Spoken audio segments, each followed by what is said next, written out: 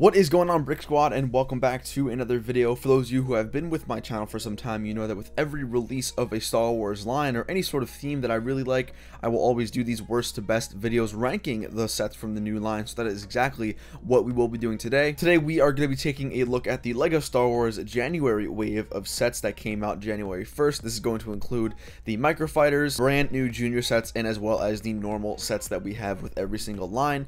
Now, before we go ahead and get started, make sure you guys all go ahead and give a thumbs up on this video down below. And of course, if you guys are brand new to the channel, make sure you go ahead and click that subscribe button as well as that bell icon to stay up to date with my latest videos. First off, let's go ahead and talk about the junior sets. Now, I don't think it's fair to rank these sets in terms of the other ones in the wave because, to be quite honest, they are not meant for the same purpose. The junior sets are meant for a very young audience, even younger than the typical LEGO ranged audience. So I think that the worst set out of the three junior sets that we've gotten in the 2019 wave is going to be the XWing Starfighter set number 75247. Now, for lack of a better reason, I don't think this set's actually terrible. I just think the other sets are much better. One thing I do like about this set, and actually all the junior sets, is that the minifigure selection is actually pretty good, especially with the Rebel sets that we get. We get the Rebel pilots for the A-Wing and the X-Wing. You can see it comes with the Rebel A-Wing pilot. We get C-3PO, obviously the A-Wing Starfighter itself, and then what looks to be a very little hint of some sort of architecture, or maybe that's like the base on Yavin 4, which I can kind of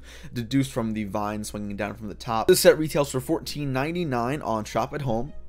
Comes with 2 minifigures, 62 pieces, and overall it's a good introduction to Star Wars, especially if you're a younger person trying to get into legitimate LEGO sets and not necessarily Duplo. I think the A-Wing's definitely a really cool vehicle. I don't think it has the level of iconicness as the TIE and the X-Wing do, as with the other junior sets that are a part of this wave. Now, I don't really have anything bad to say about the set. I think a lot of people who criticize the 3 junior sets of this wave have to realize that the junior sets are aimed to capture the attention of an audience much younger than probably you who are watching this, you know, like 2, 3, 4-year-olds who are just getting out of Duplo trying to get into the regular LEGO sets. I think for that reason, the Rebel A-Wing Starfighter does a really nice job. Now, moving on to the second best, in my opinion, is going to be the TIE Fighter Attack set number 75237. Now, this set retails for $19.99 at Shop at Home, and I gotta be completely honest with you, I think that that is a little too much. I think the $15 price point would have been fine. If I'm being completely honest, I think LEGO just raised the price for mainly 2 reasons. Number 1 is going to be the TIE Fighter, which is arguably one of the most iconic starships to come from Star Wars. Number 2, we're actually going to be getting some really awesome minifigures. We're obviously going to be getting the TIE Fighter pilot itself, but we're also going to get back a throwback Rebel trooper from the Tantive 4, or I guess that's kind of where we would have first seen this sort of trooper in the beginning of episode 4. So for that reason, I think LEGO has raised that price. I don't think it's warranted, however. That being said, I do think LEGO should have definitely stuck with that $15 price point. However, I'm not an expert as to how much this costs or how much everything costs in the end, so I do have to respect LEGO's opinion for making this price the way it is. Now, one of my favorite things about the TIE Fighter is definitely going to be how easily it connects and how sturdy it is. I don't have this set on hand, however, I have heard that this thing is nearly indestructible, so I'm really happy that LEGO is making junior sets that are not only easy to assemble, but also really hard to break apart or have to rebuild. And as with the previous A-Wing set, I do believe that the minifigure selection is really awesome. And then, much like the A-Wing, when we got a little bit of a hint of the Yavin 4 base, we kind of get like a Death Star sort of comm room, if you can say that, with this one. So really awesome trans-clear pieces. And then the last and the best junior set, in my opinion, is going to be the X-Wing Starfighter Trench Run set number 75235. Now, this retails for $30, which is definitely expensive for sure. And that's regardless of how much you're willing to spend. But so let's talk a little bit about this set and what it comes with. First off, the minifigures. What's really awesome about this one is it comes with the brand new Stormtrooper mold, which is definitely a reason why people might be getting the set. I know the only other set that you can get the normal Stormtrooper with the newer mold is going to be the Death Star Trench Run. If you're looking for a cheaper way to get that Stormtrooper, this is definitely going to be the way that you want to go, especially when this goes on retail for 20-30% off on Amazon or Walmart or stuff like that. But overall, the figures are awesome. We get R2-D2, which is a figure that we've gotten plenty of times already, and then obviously we get Luke Skywalker Red 5 in his classic X-Wing outfit or X-Wing pilot uniform. Overall, it's got some really awesome figures. If you kind of think of it from a kid's standpoint, you're getting a junior set for you know, a decent price. It's not awful, but you're also getting some awesome iconic minifigures from Star Wars. You know, minifigure selection is great, but moving on into the actual build aspects of this set, we have the X-Wing, which I gotta say, I think LEGO did a great job incorporating larger pieces, again, to make it easier for people to build, easier for kids to build. I know there has been a lot of criticism about these junior sets not being detailed,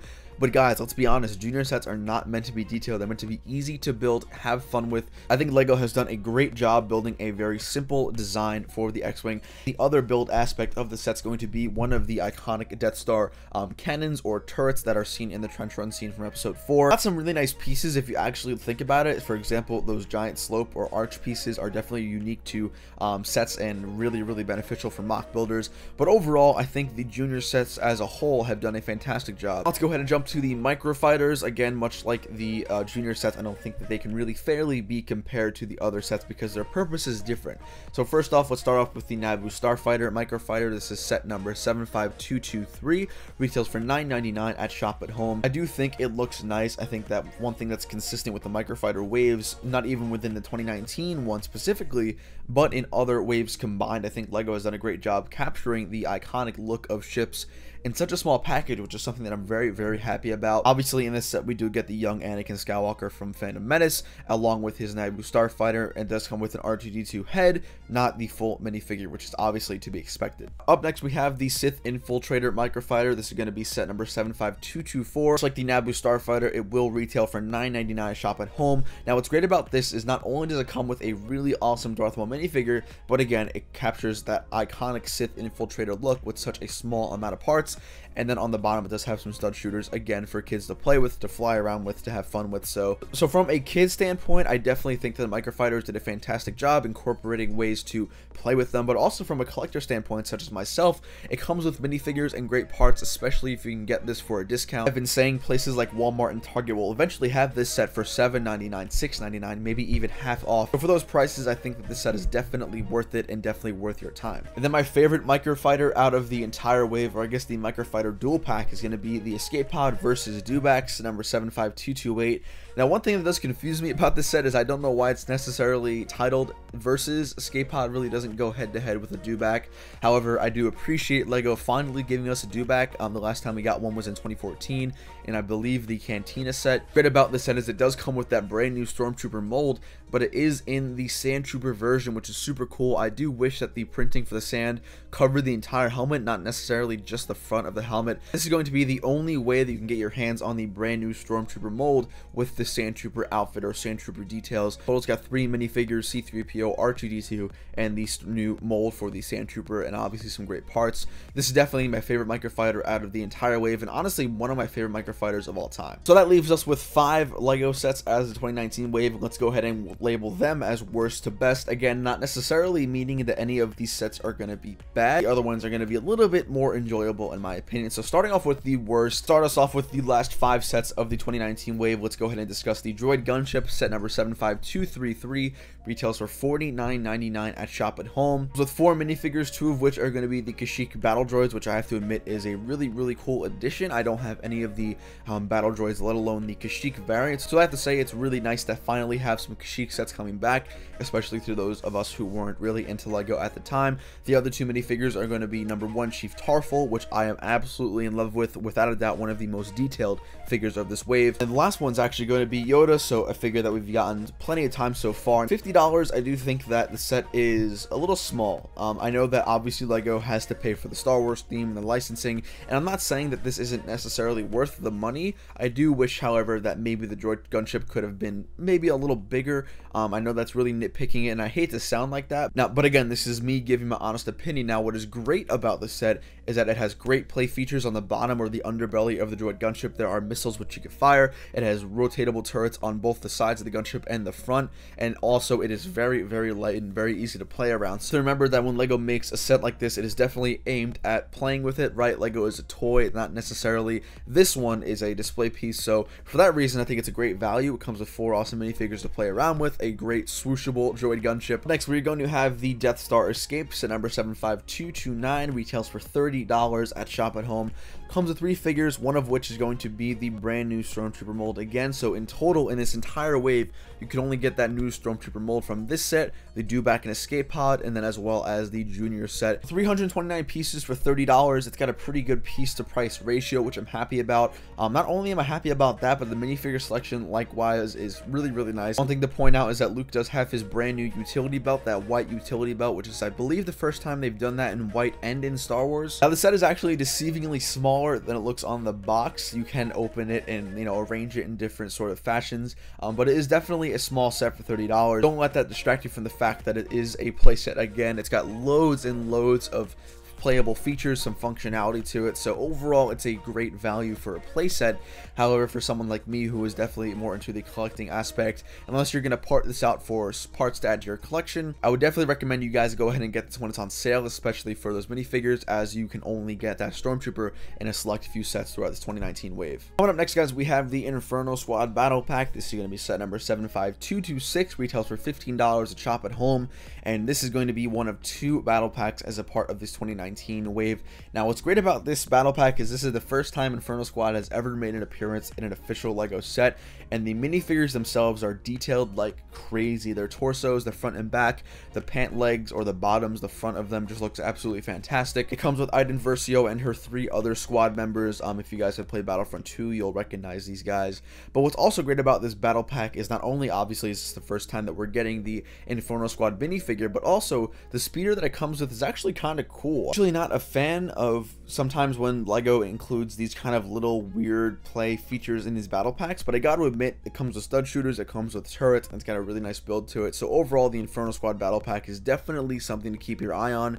It is definitely something to buy tons of, especially if you're looking to build your own custom Inferno Squad army, which is definitely something I'm trying to do. Next here we have the Elite Praetorian Guard battle pack. This is set number 2 of 2 for the battle packs in 2019. So as with all battle packs, of course, we get 4 minifigures. One of them is going to be the Last Jedi variant of the First Order Stormtrooper, which you guys can tell by the little thinned out mouthpiece, and then we're obviously going to get the 3 Praetorian guards. Of those 3, we are going to have 2 different individual Praetorian guards. I am very happy to finally have this battle pack. I did not feel like spending $70 on the Snoke Storm Room mock to only get 2 of them.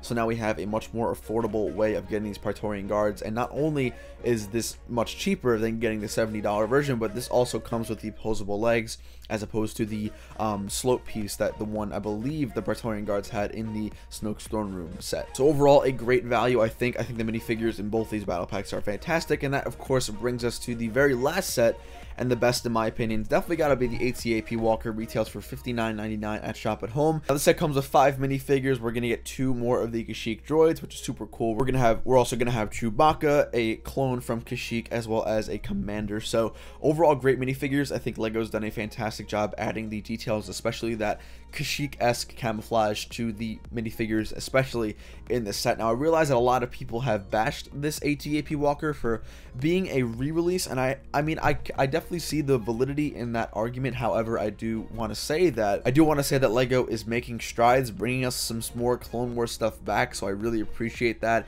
As a collector, again, I was not into LEGO when the sort of golden age of Clone Wars sets was a thing, so I'm happy that they're bringing stuff back. Well, in my honest opinion, $60 is not a terrible price for this set. It comes with 689 pieces, 3 awesome minifigures, and then obviously 2 more battle droids to increase to your army.